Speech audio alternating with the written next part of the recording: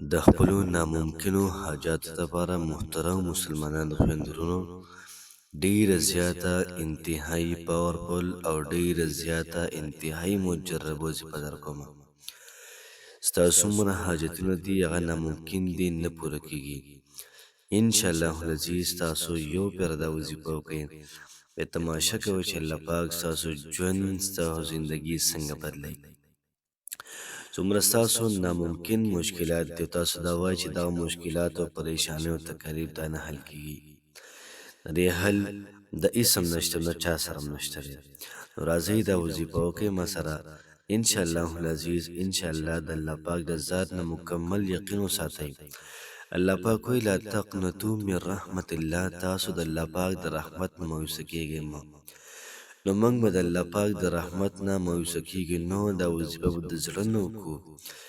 انشاءالله العزیز تماشا کوئ چې کومه خبره د زړه نه وهیږي الله پاک محترم دا قبلئ. دل سے جو بات نکلتی ہے اثر رکھتی ہے، پر نہیں پر طاقت پرواز رکھتی ہے. پر زړه نه چې کله یو خبره وځي محترمه، دې خبرې یو قسم نه وزرې غوندې وشي، الله پاک فوراً دا خبره دا قبلئ.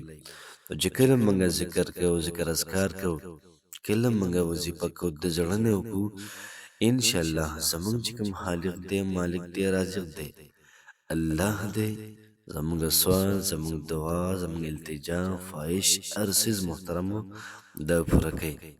که د مال او دولت دپاره دا وظیفه کوئ او که د رشتې دپاره دا وظیفه کوئ، انشاءالله العزیز محترمو د کم یو کار دپاره تاسو دا وظیفه کول غواړئ، راځئ په اخلاص، په توجه، په یقین باندې دا وظیفه وکئ. الله پاک به ستاسو حامی او ناصر شي. بسم الله الرحمن الرحیم. شروع کوم د ډیر زیات بخښونکي او د ډیر زیات مهربان رب په نوم باندې. زه ګواهي ورکوم د دې خبرې چې د الله پاک نه علاوه د عبادت لایق بل څوک نشته. نبی کریم صلی الله علیه و آله وسلم د الله پاک بنده او د الله پاک رسول دی. زما د اسلام ډیرو زیاتو خوږو درنو مسلمانانو خویندو، چې کومه زموږ وظیفه ده انتهایی لاجواب ده، انتهایی پاورفل وظیفه ده. نو که دا وظیفه د خپل حاجتونو د پوره کېدو لپاره وکړي، الله پاک به د حاجتونو پوره کوي. که چېرته دا وظیفه ته وکړي د ناممکن مشکلاتو لپاره او ته دا وایې چې دا دې حل شي، انشاءالله العزیز ناممکن مشکلات الله پاک به د محترمو دا به حل کوي. د وظیفې کمالات، د وظیفې ډیر زیات پټې پټې خبرې پکې محترم دا پرتې دي پکې. او زموږ ستاسو رب ګوري، کوم سړی ما باندې کامل یقین ساتي، نو زه به ورکړه کوم هغه چاته چې چا کامل یقین وي. او چې کوم کسان په یقین کې صفر وي، په یقین کې زیرو وي، او هسې فارمیلټي برابروي چې بس که وشوله وشوله، که ونه شوله بس نه به یې شوي. نو چې کوم کسان په یقین باندې کوي، تماشا کوئ دې وظایفو هغه څه لیدلي چې موږ نه دي کتلي، دې وظایفو چې محترمو څه لیدلي هغه موږ نه دي کتلي. او دا ذکر او اذکار پیغمبرانو کړی. حضرت ابراهیم علیه السلام د اور په منځ کې ذکر وکړ، الله پاک راویستو که راوینستو. حضرت یونس علیه السلام د مۍ په هیټه کې ذکر وکړو، الله پاک وایي که تا را ذکر نه وی کړی د قیامته پورې به د مۍ په هیټه کې وي. اوس هم حق خدای دی، اوس هم حق آیتونه دي، حق حساب کتاب دی.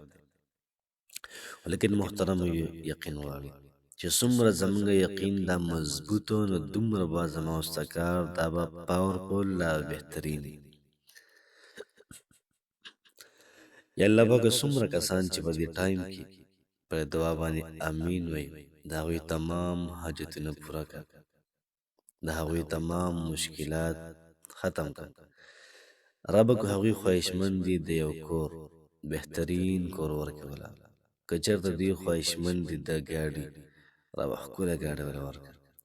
که چېرته دوی خواهشمند دي د نوکرۍ، ربه بهترین نوکري ورله ورکړه. څومره مسایلو کې، مصایبو کې، پریشانو کې راګیر دي او له ختم کړه. څوک د امتحاناتو او مسایلو کې راګیر دي، ربا بهترین نمبر یې وله راوله. څومره ورونه داسې دي یا خویندې داسې دي هغوی د رشتو دپاره ډېر زیات پریشانې دي چې یاره رشتې نه میلاویږي. ربا د خپل قدرت رحم په دې باندې وکړه، د دوی رشتې په ډېر زیات ښه بهترین اعلی ځای کې وکړه چې کوم ځای کې د دې خوښي. څومره بیماران دي ربا تمامو بیمارانو ته صحت کامله عاجله مستمره را ورکړه. امین ثم امین. محترم مسلمانانو نن چې کومه زموږ وظیفه ده هغه د یا مجیبو او د یا وهابو ده. د یا مجیبو او د یا وهابو وظیفه ده.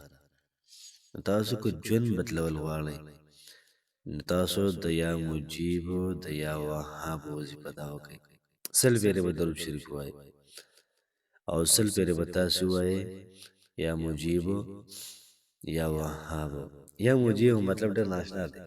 یا مجیبو ای قبلونکي ای قبلونکي او یا وهابو ای ورکوونکي. مطلب دا چې زموږ سوال قبول کړي او سره کړه، حاجت راله پوره کړه، مشکل راله ختم کړه. نو د یا مجیبو دغه مطلب شو. او د یا وهابو مطلب هم الله پاکه څه چې غواړم دغه راکړي، څه چې غواړم دغه راکړي.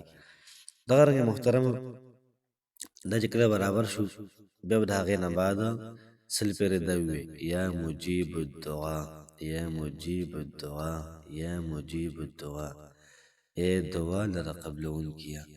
نو چې دا مونږ ویلې نو تماشه کوئ چې الله پاک څنګه قبلوي. بس د زړه نه وظیفه وکئ او چې څومره کسان دا وظیفه ګوري ټولو ته دعا وکئ. انشاءالله العزیز تماشه کوئ، الله پاک به د هر یو ملګري کار اسانوي. دا وظیفه وکړه ځان ته دعا کې کنه الله پاک څومره کسانو دا ذکر وکړو د ټولو دعاګانې قبول کړي نو سره به سر کې قبلېږي.